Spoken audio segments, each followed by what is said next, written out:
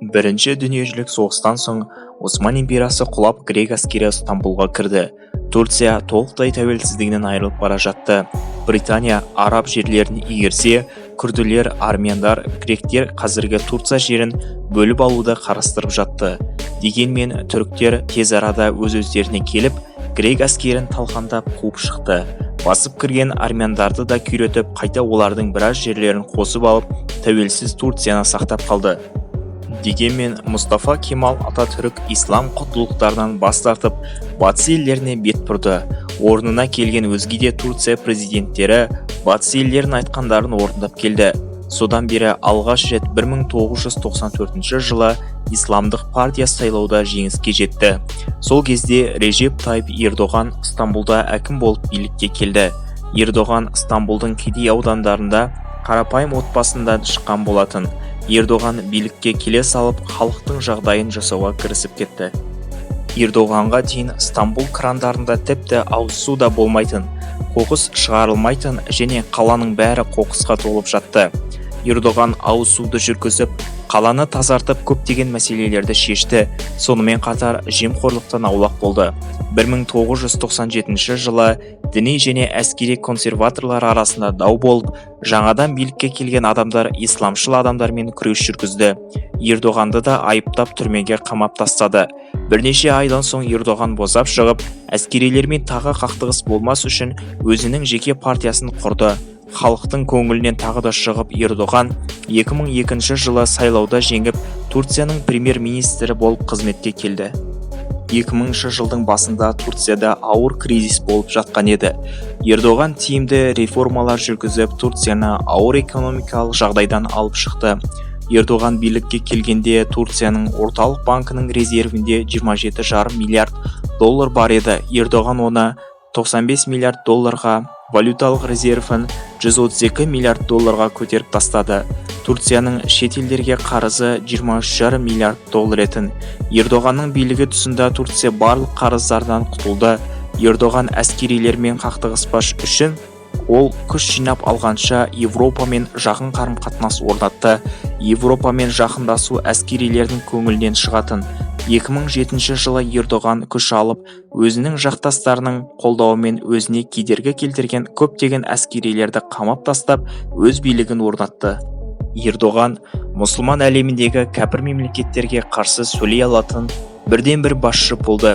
Шет елдегілерге қарсы сөз сөйлей алу үшін мықты әскер мен экономиканың қажет екендігін түсінді.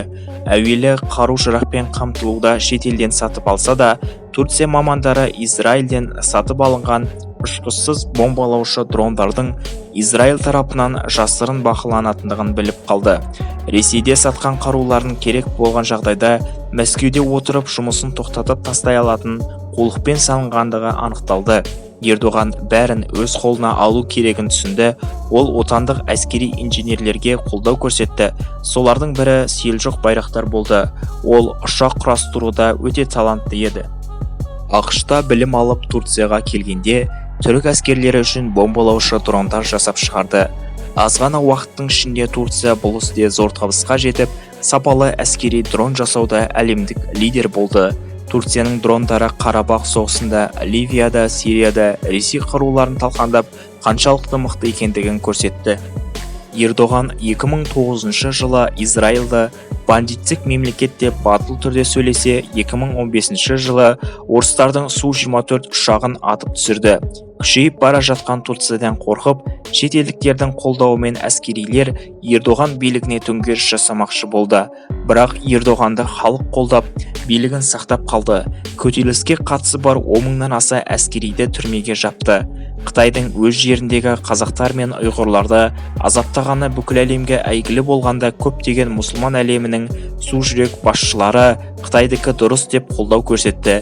Египетте де ұйғырларды ұстап алып Қытайға кері қайтарса, Сауд Арабиясының ханзадасы Қытайға ұшып барып қолдау көрсетіп жатты.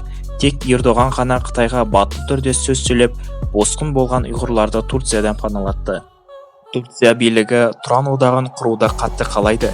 Себебі Турция қазіргі таңда қиын жағдайда. Ол көптеген көрші елдермен және батыс елдермен жауласып отыр. Грекия мен Кипрдағы мәселесі және мұнайға таласып жатыр. армендермен де жаулық қатынаста. Көптеген араб елдері мен Европа елдері Турцияны жақтырмайды және басқыншылар деп санайды. ақш-та Турцияның географиялық маңызды орны үшін НАТО-ға қабылдады.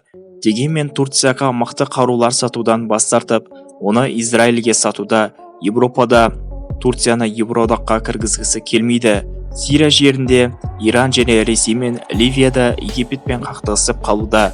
Осы жағдайларға қарсы күшін нығайту үшін Турция өзін қолдайтын тұран одағын құрғысы келеді. Ондай жағдайда әрине қазақ әскерлері Турцияның мүддесі үшін Ливия, Сирияда соғысуға міндеттеледі және бізге Ресей мен Қытайдан келетін қауіп бірнеше есе артып кетеді. Өз аумағында жауласқан мемлекеттері жетіп жатқанда Турция бізді Ресей мен Қытайдан қорғай алмайды. Қазақтар үшін Орта Азия әскери-экономикалық одағын құрып, Турциямен әскери сала бойынша көп байланыс жасау тиімдірек болады.